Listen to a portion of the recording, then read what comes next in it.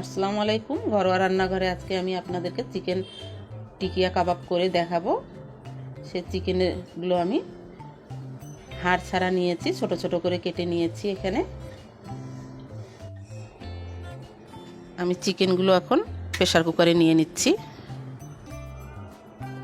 বুটের ডাল আমি নিয়েছি হাফ বাটি, এটা আমি ভিজিয়ে রেখেছিলাম 1 ঘন্টার মতো। 1 বাটি যেহেতু আমি মাংস নিয়েছি, তাই হাফ বাটি বুটের ডাল দিয়ে নিচ্ছি। ডাল আর মাংস আমি একবারে সিদ্ধ করে নিব। আমি এখানে কিছু পানি দিয়ে নিচ্ছি। পানিটা এমনভাবে দিব যেন ডাল আর মাংসটা সিদ্ধ হয়ে যায়, বেশি যেন না থাকে পানি।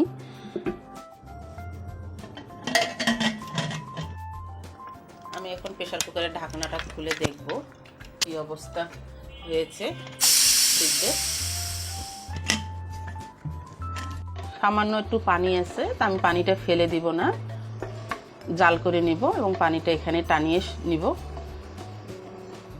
আর সিদ্ধ হয়েই গেছে আমার মুরগি এবং ডালটা। মুরগির মাংসটাও সিদ্ধ হয়েছে, যেহেতু আমি ছোট ছোট করে কিমার আকারে কেটেছিলাম। আমি একটা মিক্সচার জারে ঢেলে নিচ্ছি। এটা এখন আমি ব্লেন্ড করে নিব। আপনারা চাইলে শিলও করতে পারেন।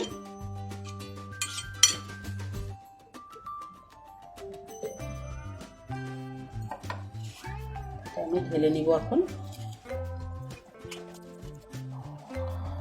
আমি বেশ কিছু পেঁয়াজ বেরেস্তা করে নিয়েছি। পেঁয়াজ বেরেস্তাটা দিয়ে নিব। পরিমাণ মতো লবণ দিয়ে নিচ্ছি, জিরার গুঁড়ো, গরম মশলা গুঁড়ো, কিছু ধনিয়া পাতা কেটে নিয়েছি। আমি কিছু কাঁচামরিচ কুচি দিয়ে নিচ্ছি। ঝালটা সব সময় আপনারা আপনাদের স্বাদ মতো দিবেন। আমি গুঁড়ো মরিচও দিয়ে নিচ্ছি কিছু। আমি এখানে ছোট সাইজের একটা ডিম নিয়েছি, এন্ড সবগুলো আমি হাত দিয়ে ভালো করে মেখে নিব। 1 চামচ আদা রসুনের পেস্ট দিয়ে নিব।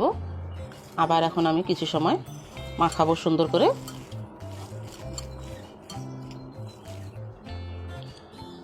আমি টোস্ট বিস্কুটের গুঁড়া করে নিয়েছি। এখন টোস্ট বিস্কুটের গুঁড়াগুলো নিচ্ছি, দিয়ে সবগুলো আবার এখন সুন্দরভাবে বেশ কিছু সময় মাখিয়ে নিব। আমি এইরকম করে নিচ্ছি, একটু বড় বড় সাইজ করে নিচ্ছি। প্রথমে আমি এগুলো গোল করে নিলাম। এখন 2 হাতের তালুর ভিতরে দিয়ে এখন আমি এটাকে একটু চাপ দিয়ে নিব, চ্যাপটা করে নিব। আর ফেটে যদি যায় তখন আমি এই মুখগুলোকে সুন্দর করে এইভাবে চেপে চেপে নিব। ঠিক বিয়ে বাড়ির স্টাইলেই এই কাবাবটা আমি তৈরি করতেছি। এটা আমরা বেশ কিছুদিন সংরক্ষণ করে ফ্রিজে রেখেও খেতে পারি। এখন আমি এগুলো তেলে ভেজে নিব, সুন্দর করে ডুবো তেলে। সবসময় চেষ্টা করবেন ডুবো তেলে ভাজার জন্য। ডুবো তেলে ভাজলে সুন্দর কালার আসে।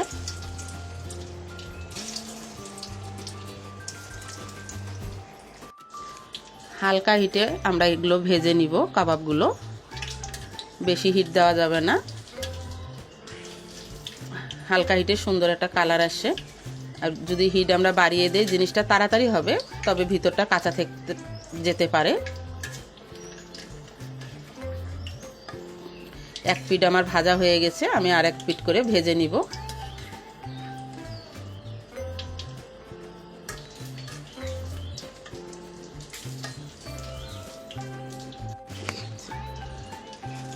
কাবাবগুলো আমার ভাজা হয়ে গেছে, এখন আমি এটা তুলে নিচ্ছি।